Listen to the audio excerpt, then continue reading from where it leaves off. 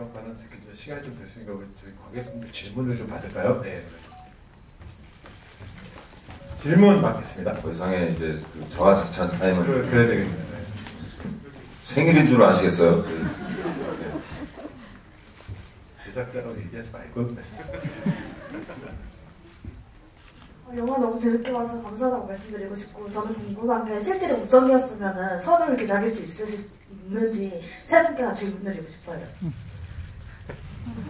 일단은 실제로 우정이었으면 선우를 기다릴 수 있는지 지금 대답을 해주실 우정 씨가 이 자리에 안 계셔서 어떤 말씀을 드려야 될지 모르겠지만, 제가 그냥 전에 듣기로는 우정이는 아까 전 타임에서 GV를 해주셨을 때도 말했지만 그 순수함, 그러니까 저는 그게 굉장히 중요하다고 생각하는 부분인 것 같아요. 아무리 힘들어도 서로 의지하면서 난관을 극복하는 그 약속과 순수함이 이 고된 삶을 이겨낼 수 있는 가장 큰 힘이 되는 것 같아서, 지은 씨가 아까 그 말씀을 많이 해주셨는데 다 끝났는데 사실 아무튼 그래서 그 순수함으로 참 따뜻한 마음으로 서로를 감싸면서 그렇게 조금 기다려 주신 것 같아서, 우정이를 연기한 그 지은 씨는 그랬을 거라고 얘기를 하셔서 좀 대변인 입장에서 그냥 말씀드리면 그렇게 저도 이해를 하고 있기 때문에 그 굉장히 순수한 마음으로 이겨낼 수 있지 않았을까라는 생각을 해봅니다. 그리고 재훈이 형이 지금 답변을 드리기에는 너무 어려운 질문이긴 해서 대신 좀 답변이 됐으면 좀 좋겠다는 생각을 해보겠습니다. 다음 주 끝에.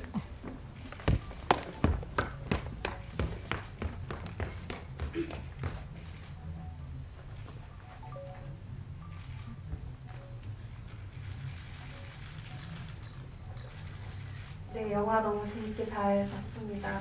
저 궁금한 점은 그 선우의 그 직업이라고 해야 될까요? 왜 하필 건축을 설정하게 되셨는지 그 부분이 궁금합니다.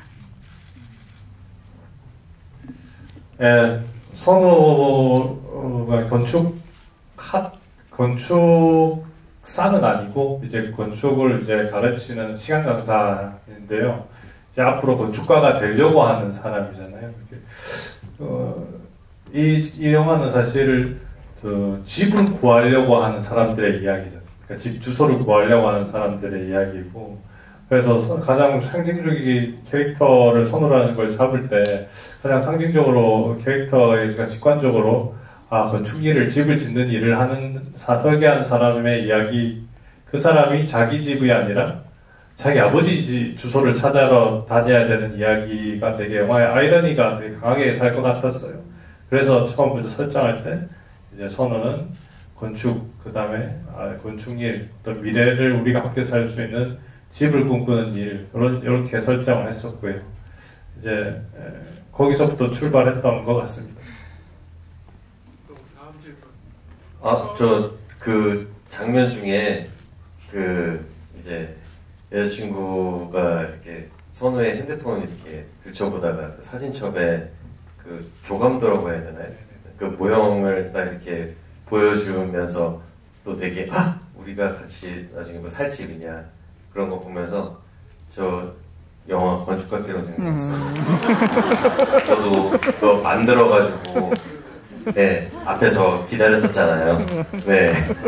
폐기 처분했지만 그거 생각났어요. 그래서 여기 공통점이 있네. 다들 건축학과 나오면 괜찮네. 그런 생각 했습니다. 드립 좀 쳤습니다. 다음 질문 받겠습니다. 저 뒤에 모자.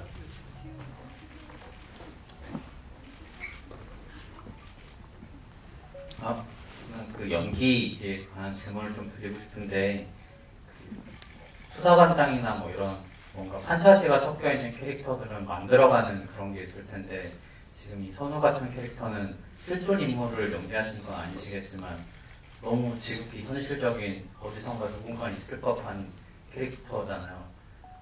또 어떻게 보면 다큐가 될 수도 있는 이런 캐릭터를 연기하실 때 뭔가 좀 더 신경 쓰고 주안점을 두신 부분이 있는지 좀 궁금합니다.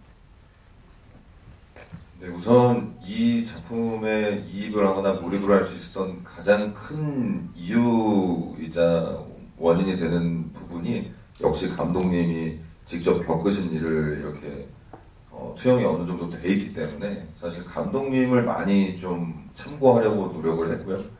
뭐 외형적인 부분도 그렇고 뭐 어찌됐든 이 일을 맞닥뜨린 어쨌든 장본인이시기 때문에 감독님과의 대화를 많이 나누면서 어떤 심정이셨는지 어떤 감정이셨는지를 많이 좀 설명을 좀 친절하게 많이 들었죠. 아무래도 그것이 가장 큰 베이스가 되는 어떤 도움이 됐던 것 같고요. 거기서 이제 극적으로 이제 좀 보여져야 되는 어떤 감정신이라고 해야 될까요? 이제 보통 다큐멘터리라고 하면은 이제 사람이 되게 슬프고 괴롭고 이런 모습들을 사람들이 많은 데서 보여주지는 않는 거라고 저는 생각을 하거든요. 너무 슬픈 나의 감정을 사람들이 많은 곳에서 혼자 막 대성통곡을 하고 있지는 않기 때문에 그런 것들을 이제 극적으로 뭔가 관객들만 볼 수 있는 그 모습들을 투영하는 장면들을 이제 만들어낼 때 있어서는 조금 아무래도 좀 저희들끼리도 만들면서도 너무 과장하지는 말자라고 이렇게 약속을 하고 또 들어갔지만 역시 그 선우의 옷을 입고 만나는 그 인물들 그리고 아버지의 모습 뭐 이를테면 한지붕이 아니라 한작품 두 아버지라고 저는 생각을 하는데 유재명 선배님이 제 전작의 다른 아버지가 아니라 전작의 아버지로 출연을 하신 분이 이렇게 계시는데 이상하게 뭔가 또 결정적인 도움을 주시는 분이기 때문에 정말 그 보자마자 이 쏟아져 나오는 눈물을 정말 참을 수 없을 정도로 그리고 그 모습 그 자체로 계셔주시는 유재명 선배님의 어떤 정말 대단한 연기가 그런적인 측면에서 저는 사실 이 작품을 하면서 더욱이 더 동료 배우들에게 영향을 많이 받았던 것 같아요. 그러니까 강신일 선배님이 그렇게 계셔주시는 것만으로도 감정을 정말 이거는 연기라고 생각이 안 들고 너무 슬퍼서 정말 오후 2시다 이렇게 말씀하시는 부분들 그리고 병원에서 혼자 두고 나가야 되는 그 모습들과 그런 씬들을 촬영할 때 오히려 제가 너무 제가 참지를 못할 정도로 슬픔이 많이 정말 전이가 된 상황이어서 감독님하고 좀 이게 또 너무 또 강요가 되지 않는가에 대한 어떤 좀 오히려 그런적인 측면에서의 또 고민들은 있었지만 특히 이 대본이 가지고 있는 그런 정성과 진정성 그리고 힘에서 주는 어떤 묻어나오는 에너지와 이런 분위기들이 저로 하여금 정말 몰입을 쉽게 할 수 있게끔 모든 배우들이 정말 좋은 연기를 펼쳐주셔서 덕분에 잘 묻어갈 수 있었다고 생각을 합니다.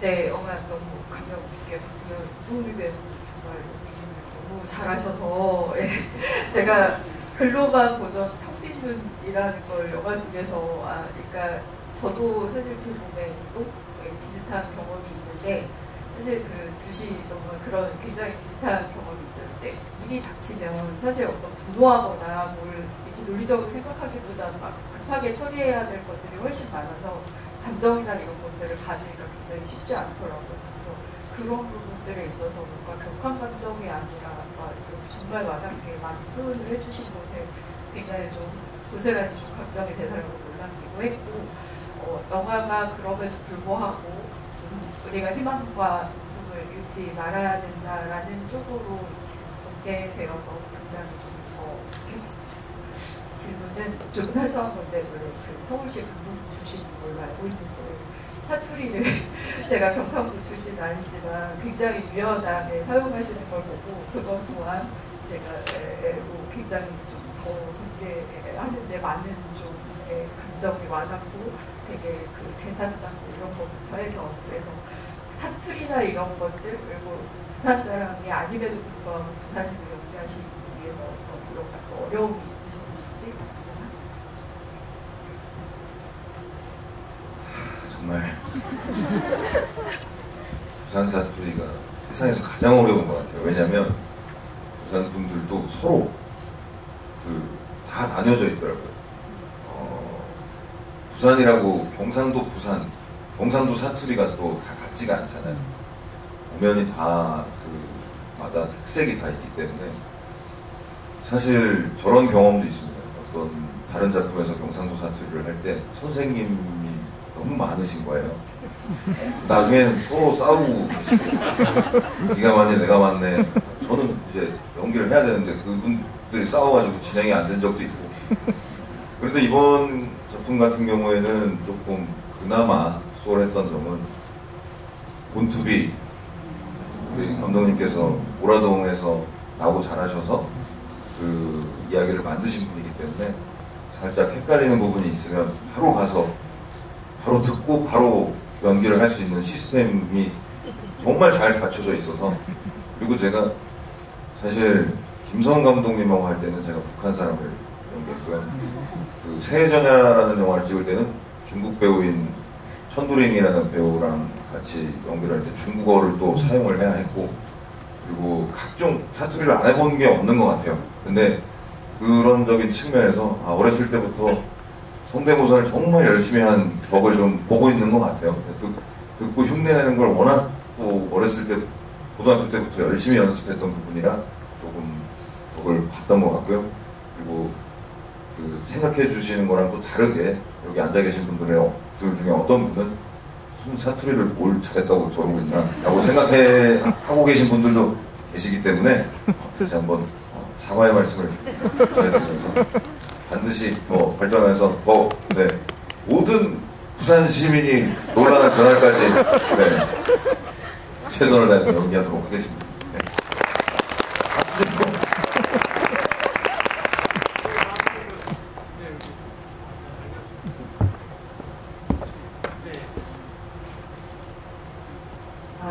영화 잘 봤고요. 그 사투리랑 연관이 되는 건데 저는 제목 봤을 때 너 결혼을 하겠니? 약간 이런 질문인 줄 알았는데 감독님이 부산 사람이시라고 하니까 이게 사투리인가? 라는 생각이 들어서 막 이거 결혼하겠나? 약간 이런 느낌인 건지 좀 궁금해요. 예, 일단 서울 표준말로 하면 결혼하겠니가 맞겠죠. 근데 아무래도 영화가 배경도 부산이고 그러다 보니 가장 부산 사람의 뉘앙스로 표현할 수 있는 대사를 이제 결혼 부산으로 할게요. 근데 제목 앞에 살짝 한 단어가 더 있습니다. 이래가 결혼하겠나 가 되는 게 원래 원제라고 보시면 되고요. 그래서 이제 영화 제목은 이제 결혼하겠나가 맞는 것 같습니다. 다음 질문. 저 왼쪽에.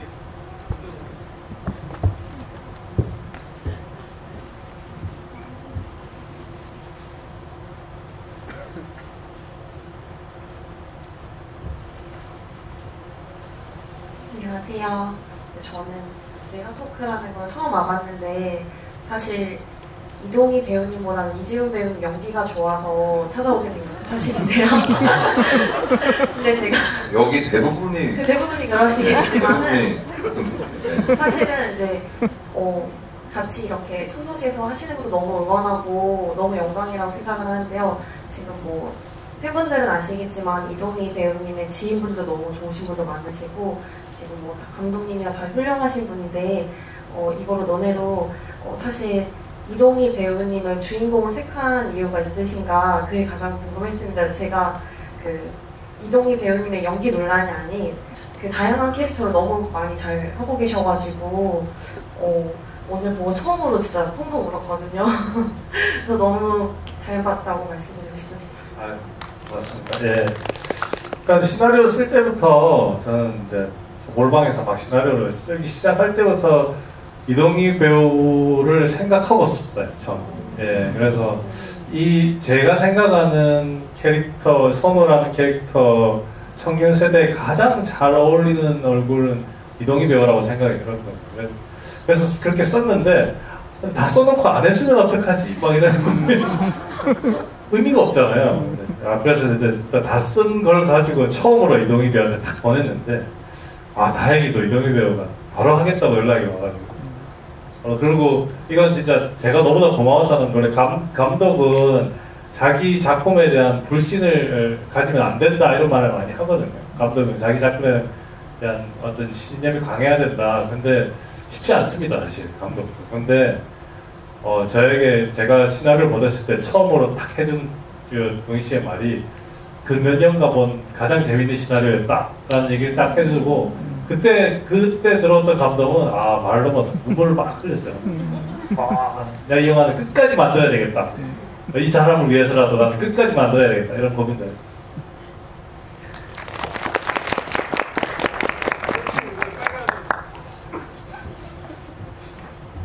주로 하는 멘트예요. 네, 너무 그렇게 딥하게 생각 안 하셔도 좋을 것 같습니다. 네, 저는 지금 두 번째 관람인데,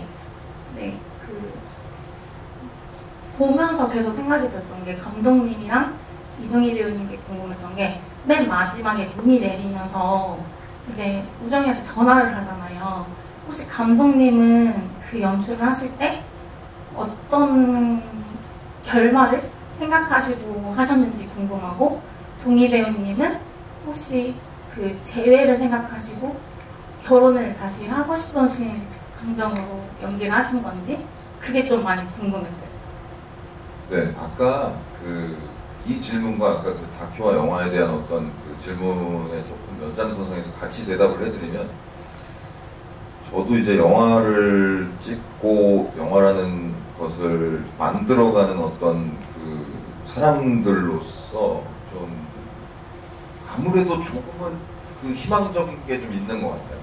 그냥 물론 굉장히 현실적이어서 더 차갑고 더 어려운 것을 더 직면하게 함으로써 더 작품적으로 좋을 때도 있죠. 근데 특히 이 영화 같은 경우는 저는 개인적으로 참 우정이라는 존재에 대해서 정말 늘 얘기하는 게 밤바다의 등대 같은 존재라고 이렇게 여겨진다고 생각을 하는데 그런 사람과의 어떤 관계에 대한 어떤 희망 그리고 우리는 그 희망을 결국은 잃지 않아야 된다. 그런 희망 하나로도 살아갈 수 있는 어떤 지점들이 조금은 아까 지금 저는 그렇게 생각을 하고 거기다가 이렇게 덧붙여서 다큐멘터리의 또 입장에서 봤을 때는 정말 냉정하고 때로는 고되고 이런 현실들을 그대로 이렇게 좀 보여주는 편이 많다고 생각을 하는데 그런 면에서 조금 그래도 모호하게 표현을 하잖아. 너무 직접적으로 그 이후에 다시 결혼을 하여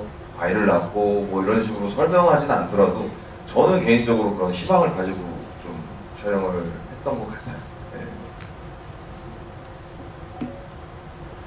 예, 실제로 그 우정이와 선우가 거기서 이제 다시 전화하는 장면에서 엄청나게 해피엔딩이라고 표현하진 않았어요.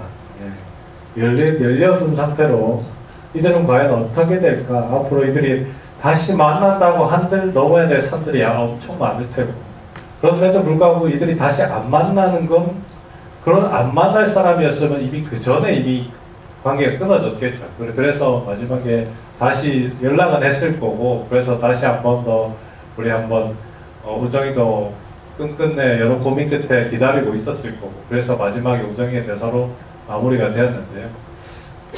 어떤 희망이 담고 있긴 하나 그게 확정은 아닌 상태 그 상태로 마무리하고 싶었던 근데 그게 현실로 가능하냐라고 물어보시면 제가 선우처럼 지금 저 상태이긴 한데 결혼을 한 상태입니다. 그래서 가능은 합니다. 또. 네.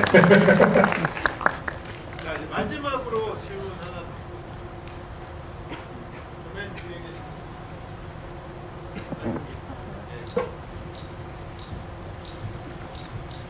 그래서 저는 뭐 이렇게 인터뷰를 할 때 제가 지금 결혼하신 분이 그 영화 속의 우정인가요를 감독님한테 사실 물어본 적이 없어가지고 아차 싶어서 아닐 수도 있어서 이 부분은 좀 빼주셨으면 좋겠다고 여러 차례 얘기했는데 당당하게 이제 얘기를 해주시면 되는 부분이에요. 죄송합니다. 네. 저 감독님께 여쭤보고 싶은데 이제 이 영화 처음부터 끝까지 사실 굉장히 현실적인 부분이 많았고 저도 보면서 이제 제 나이 또래 결혼하는 친구들이나 결혼을 준비하는 과정에서 겪을 수 있는 경우도 많고 이제 여자의 엄마가 너의 결혼 현실이다 뭐 이런 얘기하는 거 사실 여자 입장에서는 저거 감독님 어떻게 알았을까 약간 이런 것도 이제 좀 생각을 많이 했었어요. 그래서 마지막 장면에도 다시 전화를 하는데 사실 현실에서 제외한 커플이 잘 되는 경우도 있지만 아닌 경우도 있어서 저는 그치? 약간 이런 마음으로 봤거든요. 영화 내내 굉장히 답답한 게 좀 많이 있었는데 저는 영화를 볼 때 배우분들이 기억하시는 분들도 많지만 저는 영화가 나에게 어떤 감정을 줬는지 어떤 느낌으로 다가왔는지를 기억을 좀 많이 하는 편인데 저한테는 이 영화도 답답함이 많았던 영화였던 것 같아요. 그래서 감독님은 관객분들 봤을 때 이 영화가 어떤 걸로 좀 더 많이 받아들이고 어떤 감정, 어떤 느낌을 갖고 극장을 떠났으면 좋겠는지 그거에 대해서 좀 여쭤보고 싶습니다. 가장 먼저 말씀드리고 싶은 건 관객분께서 느끼셨던 그 감정이 맞는 것 같아요. 영화는 희로애락과 엄청나게 많은 사건 이런 것들을 겪지만 그럼에도 마지막에 희망을 던진 듯 하지만 그 희망과 깜깜한 사이도 언저리에 있는 영화라고 생각이 들거든요. 그래서 그걸 전혀 이렇게 현실이 완전히 해결되지 않았는데 영화 속에서 판타지처럼 막 해결해버리면 거짓말이니까 그렇게는 하지 못하고 조금 희망은 그래도 품어보지만 깜깜함을 안고 있는 이 현실을 이 극장을 나설 때 그 감정이 우리가 살아가는데 이제 현실이 될 수 있도록 한번 만들어 보는 게 어떨까라는 생각이 영화의 마지막 제가 드리는 감정이었습니다.